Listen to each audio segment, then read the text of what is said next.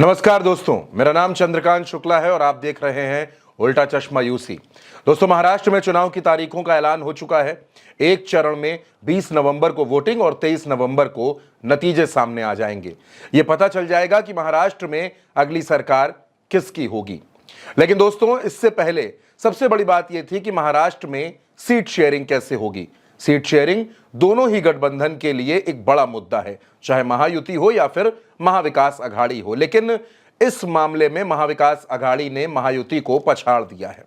चुनाव के नतीजों में महाविकास अघाड़ी क्या करेगा ये तो 23 नवंबर को पता चलेगा, लेकिन महाविकास अघाड़ी ने सीट शेयरिंग के मसले पर हल निकाल लिया है। सीट शेयरिंग का मुद्दा लगभग हल हो चुका है। इसके संकेत गठबंधन में शामिल तीनों ही दलों की तरफ से मिलने लगे हैं।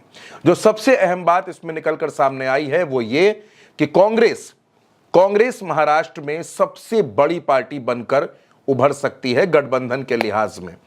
यानी जो गठबंधन फिलहाल तय हुआ है, कुछ सीटों को अभी छोड़ा गया है, लेकिन जो मोटा मोटा एक गठबंधन तय हो गया है उसमें कांग्रेस 115 से 119 सीटों पर अपने प्रत्याशी उतार सकती है। यानी गठबंधन में बड़े भाई की भूमिका कांग्रेस की होने वाली है। इसके बाद उद्धव ठाकरे के बारे में कहा जा रहा है कि वो 85 से 86 सीटों पर अपने प्रत्याशी उतार सकते हैं और शरद पवार 75 सीटों पर अपने प्रत्याशी उतारेंगे। इसके अलावा 2 सीटें फिलहाल समाजवादी पार्टी के लिए सुरक्षित कर दी गई हैं कि ये सीटें समाजवादी पार्टी को दी जाएंगी और 3 सीटें बाकी छोटे छोटे दलों के लिए भी अलग से तय कर दी गई हैं। अभी कुछ सीटों का हिसाब किताब होना बाकी है। तकरीबन 6 से 7 सीटें ऐसी हैं जहां पर बातचीत चल रही है, लेकिन जो मोटा मोटा गुणा गणित बना है उसके मुताबिक महाराष्ट्र में कांग्रेस 115 से 119 सीटों पर लड़ सकती है।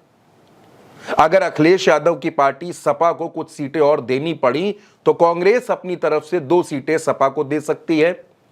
शरद पवार 75 सीटों पर अपने प्रत्याशी उतारेंगे और उद्धव ठाकरे 85 से 86 सीटों पर अपने प्रत्याशी उतार सकते हैं। दोस्तों, बीजेपी को ऐसा लगता था कि यह गठबंधन सिर्फ लोकसभा चुनाव तक है, इंडिया गठबंधन को लेकर, लेकिन राहुल गांधी हो, अखिलेश यादव हो, शरद पवार हो, उद्धव ठाकरे हो, हर किसी ने बिल्कुल साफ कर दिया है कि महाराष्ट्र में पूरी ताकत के साथ वो चुनाव लड़ेंगे और गठबंधन में सीटों का बंटवारा हो चुका है। मुख्यमंत्री पद को लेकर कोई लड़ाई नहीं है। अगर बहुमत मिलेगा उसके बाद आपसी सहमति से मुख्यमंत्री का चेहरा तय कर लिया जाएगा। अब दोस्तों, यही वो बात है जो बीजेपी नहीं चाहती थी।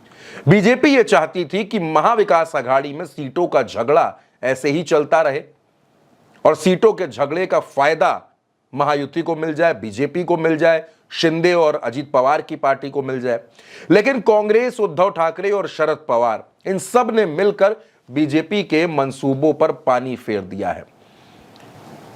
दोस्तों, ये खबर हम आपको लगातार बता रहे थे कि महाविकास अघाड़ी में सीटों का बंटवारा लगभग तय हो चुका है और हमारी इस बात पर मुहर वरिष्ठ पत्रकार और महाराष्ट्र की राजनीति को बड़ी बारीकी से समझने वाले राजनीतिक विश्लेषक अशोक वानखेड़े ने भी मुहर लगाई। उन्होंने भी मोटा मोटा इन्हीं सीटों के इर्द गिर्द आकलन किया है कि लगभग इतनी सीटें महाविकास अघाड़ी में तय हो गई हैं कि कौन कितनी सीटों पर चुनाव लड़ेगा। देखिए, महाराष्ट्र की बात करूं तो महाराष्ट्र में महाविकास आघाड़ी ने मतलब जो शरद पवार, उद्धव ठाकरे और कांग्रेस, जो इंडिया गठबंधन हम कह सकते हैं, उनमें बहुत सारी चीजें क्लियर हो गई है। मेरी जो कल बात हुई है लोगों से, उसमें करीब करीब 288 में से 220 सीटों तक का फैसला हो चुका है। उसमें कांग्रेस के पास करीब करीब 84-86 सीट है। बाकी इक्वल सीट 65 सीटें एनसीपी और कांग्रेस के पास बताई जा रही है। तो और 70 से 72 सीटें जो है अभी उसका निर्णय 2-3 दिनों में होगा।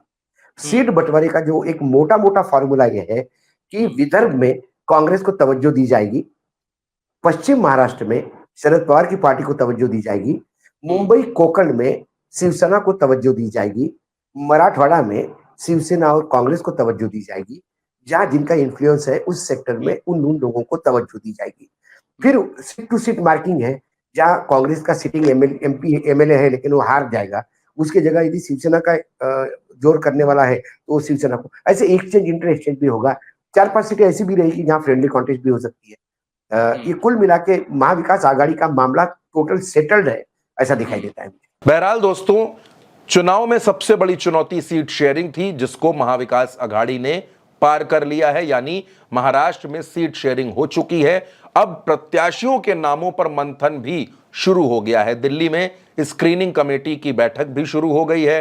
कांग्रेस ने अपने बड़े बड़े नेताओं को महाराष्ट्र की जिम्मेदारी भी सौंप दी है, जिसमें सचिन पायलट का नाम है, अशोक गहलोत का नाम है, भूपेश बघेल का नाम है। ऐसे दर्जनों नेताओं को महाराष्ट्र भेज दिया गया है और उनसे यह साफ साफ बता दिया गया है कि आप अभी से महाराष्ट्र में कमान संभाल लीजिए।